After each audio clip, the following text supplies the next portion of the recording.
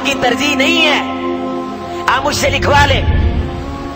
वक्ती तौर पे मेरा कोई भाई मेरी बात को महसूस करे, माज़ेरा, लेकिन ये हकीकत है कि जब भी हम घर से कदम उठाते हैं रिश्ता देखने के लिए, दीन न पहले नंबर पे होता है, न दूसरे नंबर पे होता है, न तीसरे नंबर पे होता है, न चौथे नंबर पे होता है, न पांचवें नंबर पे होता है। दीन हमारी तरजीहात में बिल्कुल शामिल है। तुनकहुल मरअ अली अर्बा वली हुस्निहा वली जमालिहा वली मालिहा वली दीनिहा फज़फर बिज़ातिद्दीन।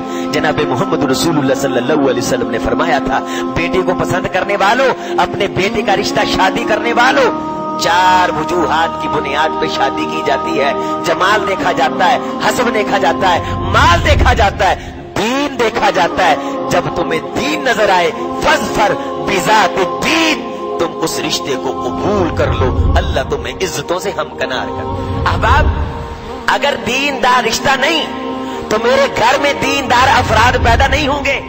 मेरे मरने के बाद जब मेरी कब्र का निशान मिट जाएगा, अगर मेरी नस्ल में दीनदार अफराद हैं तो मेरी कब्र में ठंडी हवा के झोंके आएंगे, खुशबू आएगी, खिड़कियां खुलेंगी, सलामन सलामन की सदाएं हैं। बंदे पे सख्ती हो रही है, अचानक फरिश्ते नरमी पैदा कर देते।